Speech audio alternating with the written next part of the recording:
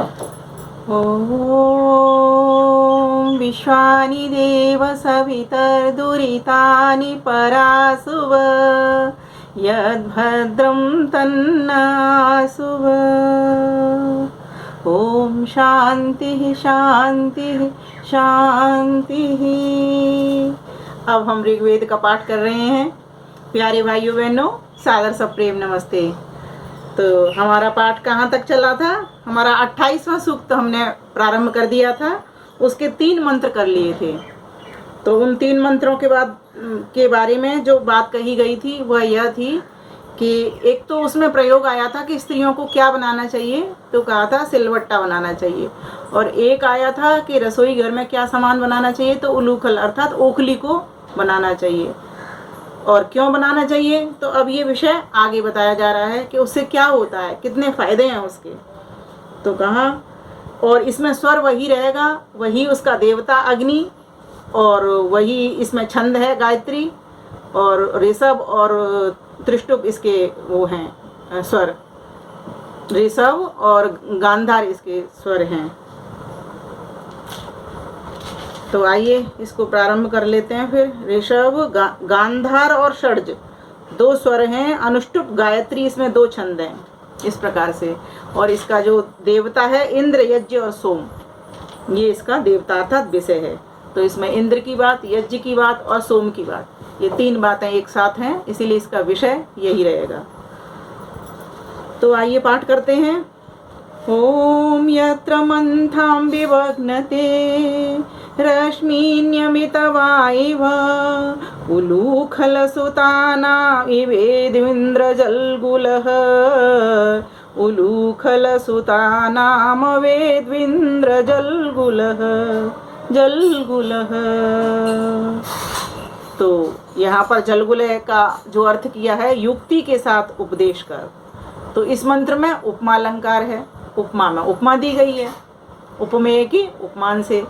तो कहा देखो किसकी उपमा किससे दी गई है, तो ईश्वर उपदेश करता है क्या कि हे विद्वानों, जैसे सूर्य अपनी किरणों के साथ भूमि को आकर्षण शक्ति से बांधता और जैसे सारथी रश्मियों से घोड़ों को नियम में रखता है, जैसे सूरज अपनी किरणों के साथ भूमि को आकर्षण शक्ति से बांधता है और जैसे सारथी रश्मियों से घोड़ों को नियमन में रखता है, वैसे ही मथने, बांधने और चलाने की विद्या से दूध आदि व औषधि आदि पदार्थों से मक्खन आदि पदार्थों को युक्ति के साथ सिद्ध करो। अभी हमने 2 चीज जानी थी, एक तो ओखली और मूसल का निर्माण, दूसरा सिलवट्टे का निर्माण। और आज यहाँ पर बता दिया मथानी का और रई, जिसको इंग्लिश में बीटर कहते हैं, कि दूध में से मक्खन निकालते हैं तो कैसे निकालते हैं, बीटर के साथ में निकालते हैं। और एक मटके में बहुत सारा दही रखते हैं, दही के साथ में फिर उस मथानी को, मथने वाली को, जिसको रई कहते हैं, उसको चलाते हैं। तो इस प्रकार से तीसरा प्रयोग आज बताया गया कि किस प्रकार से दूध में से मक्खन निकाला जाता है। तो इस विषय को कहा जा रहा है यहाँ पर। तो ये समझने की बात है। देखो कैसे कैसे उपकरण, ये सब विद्या सबको बताने की है। ये कहाँ से आई है, ये भौतिक विद्या कि रसोई के जो उपकरण है ये भी वेद के भीतर लिखे हुए हैं, ये सबको बताने की बात है। तो ईश्वर कैसे उपदेश कर रहा है कि जैसे सूर्य अपनी किरणों के साथ भूमि की आकर्षण शक्ति को बांधता, वैसे सारथी लोग अपने घोड़ों को नियम में रखते हैं। उसी प्रकार से मथना, बांधना, चलाना आदि से हमें दूध आदि का, दही आदि का, मक्खन आदि का प्रयोग जानना चाहिए। और कैसे करना चाहिए, जैसे इसमें बताया गया कि क्या कि मथानी से चलाना, दूध को बांध करके उसका दही बनाना है ना, उसमें खट्टा डालना, और उसके बाद में उसको मक्खन निकालना उसका, और दूध से डायरेक्ट भी मक्खन निकल जाता है। तो इस प्रकार से यहाँ प्रयोग बता दिया कि ऐसे उपकरण भी अपने घर के भीतर रखो जिनसे कि तुम मक्खन भी निकाल सको, दही भी बना सको। इस प्रकार के उपकरण अपने भीतर, अपने घर में, रसोई के भीतर रखने चाहिए। तो ये विद्या कहाँ से निकली है आप बता सकते हो? ऋग्वेद के प्रथम मंडल के 2 अध्याय के 28वें सूक्त के। और मंत्र संख्या कौन सा है? ये 4था मंत्र है जिसमें ये विद्या आई हुई है। ये मैं लिख दूंगी अपने उसके ऊपर, वहाँ से आप देख सकते हैं। तो आइए अब दूसरा मंत्र पढ़ लेते हैं। इसमें क्या कहा गया है? ओम यचिद्धि त्वं गृहे गृह उलूखलकयुज्यसे इह द्युमत्तमं वद जयताम् इव दुन्दुभिः इव दुन्दुभिः। इसके शब्दार्थ समझ लेते हैं। उलूखल से व्यवहार लेने वाले विद्वान, यहाँ विद्वान को उपदेश है, क्योंकि स्त्रियां भी विद्वान होती हैं। अब ये ध्यान रखना पड़ेगा आपको।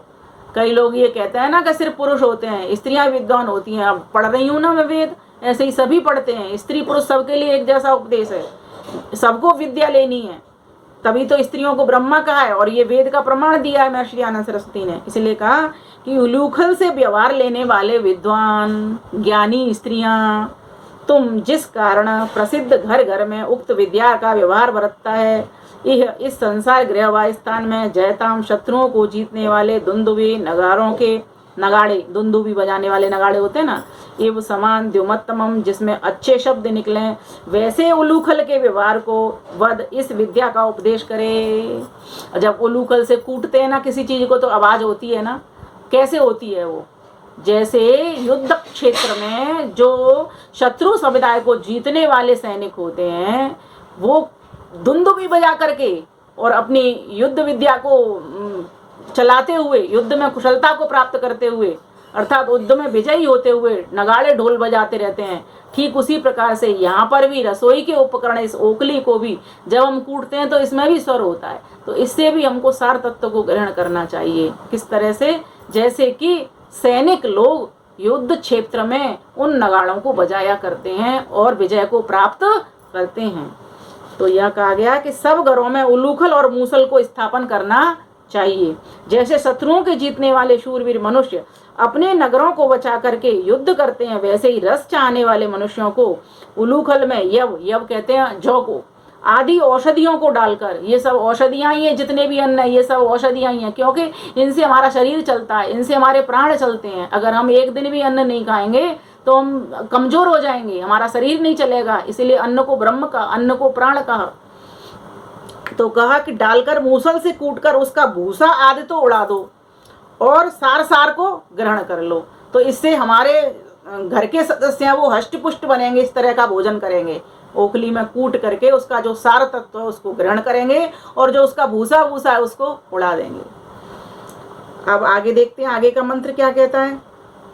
ओम उतस्मते वनस्पते वातो विवात्यग्रमेत् अथो इंद्राय पातवे सुनु सोममुलूखल सोमम सुनु मुलूखल। बहुत सुंदर मंत्र है। सुनु का अर्थ होता है सिद्ध कर। सुनु सोमम उलूखल, सिद्ध कर किसको? सोम को। किससे? उलूखल से।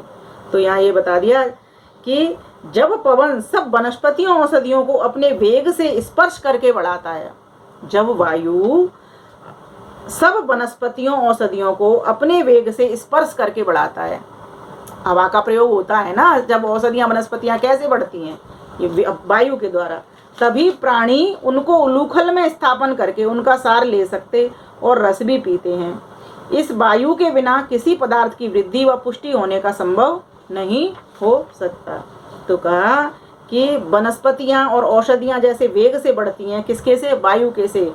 उसी प्रकार से इस उलूखल में भी औषधियां जो तुम्हारी आई हैं ये भी आपको हष्ट पुष्ट करें, बढ़ाने वाली बने, वर्धन करने वाली बने, सोम रस को ग्रहण कराने वाली बने।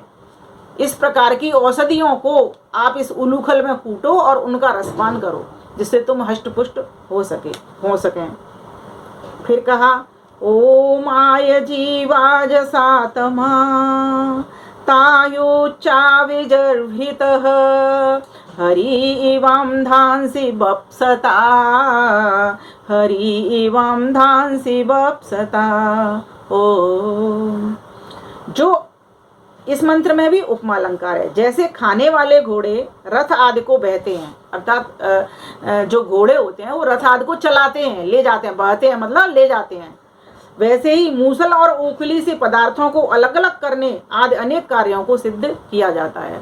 वैसे ही ओखली और मूसल से भी अलग अलग पदार्थ किए जाते हैं और वो फिर उनका प्रयोग किया जाता है। अर्थात ओखली मूसली ही उनके कारण होते हैं। जैसे घोड़े रथ को हाँकने का कारण है, वैसे ही ओखली मूसल भी हमारे औषधियों के कारण हैं, जिनसे कि हम सार सार को ग्रहण कर सकते हैं। अगर ओखली और मूसल नहीं होगा तो हम नहीं कर सकेंगे। तो ये महत्ता बता दी यहाँ पर ओखली और मूसल की, ये समझना चाहिए। ओम तानो अद्य वनस्पति ऋष्वा वृष्वेभिः सोत्रिभिः इंद्राय मत्सुतम् इंद्राय मत्सुतम् इंद्राय मधुमत्सुतम् इंद्राय मधुमत्सुतम्। ओम सोत्रिभिः, रस खींचने में चतुर। कौन? तो कहा ऋष्वे भी, बड़े विद्वानों ने अति स्थूल वनस्पति काट के उखली मूसल सिद्ध किए हों, जो हमारे ऐश्वर्य प्राप्त करने वाले व्यवहार के लिए आज मधुर आदि प्रशंसनीय गुण वाले पदार्थों को सिद्ध करने के हेतु होते हैं, वे सब मनुष्यों को साधने योग्य हैं। अब इसका भावार्थ कर लेते हैं। क्या हुआ?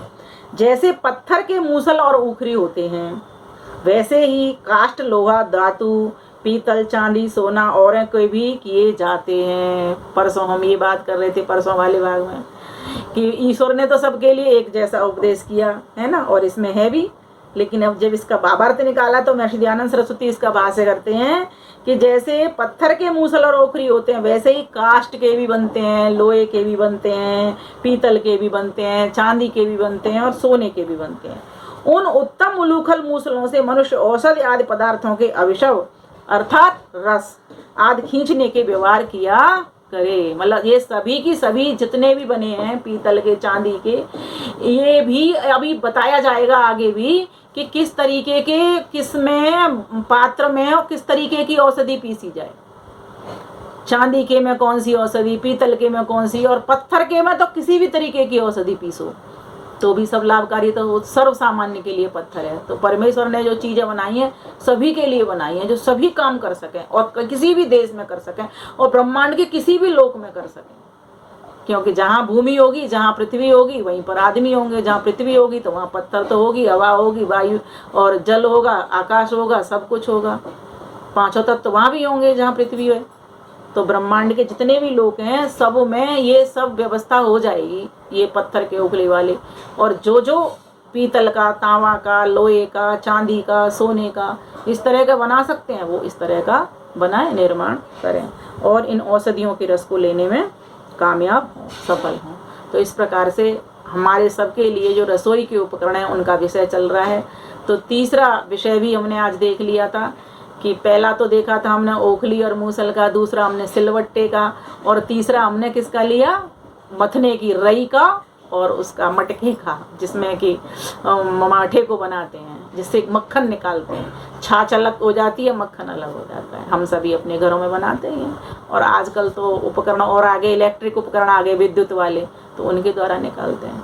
तो इस प्रकार से हमको इस विद्या को लेना चाहिए और समझना चाहिए ये विद्या आई कहाँ से है। तो मैं सभी को कहा करती हूँ, जितनी भी भौतिक विद्या है, बताओ उपकरण तक की विद्या जो किसी को नहीं पता, वो भी वेद से निकली हुई है। जो वेद पढ़ते हैं बस उन्हीं को पता है। तो इस प्रकार से हम सभी को वेद पढ़ना चाहिए। जब सभी वेद पढ़ेंगे तब तो सबको ज्ञान होगा, और जब सबको ज्ञान होगा तभी सबको सुख की प्राप्ति होगी, और सबके सुख से फिर हमको भी सुख की प्राप्ति होगी। तो इस प्रकार से हम सभी चाहते हैं, कोई नहीं चाहता दुख लेना, सब सुख प्राप्त करना चाहते हैं। इस संसार का भी सुख मिले और उस परम पिता परमेश्वर का भी सुख मिले, आनंद मिले हमको। तो इस प्रकार से आप सभी का बहुत बहुत धन्यवाद। इस वीडियो को खूब साझा करें और लोगों तक पहुंचाएं कि देखो उपकरणों का ज्ञान भी वेद के भीतर निकल रहा है। धन्यवाद, नमस्ते।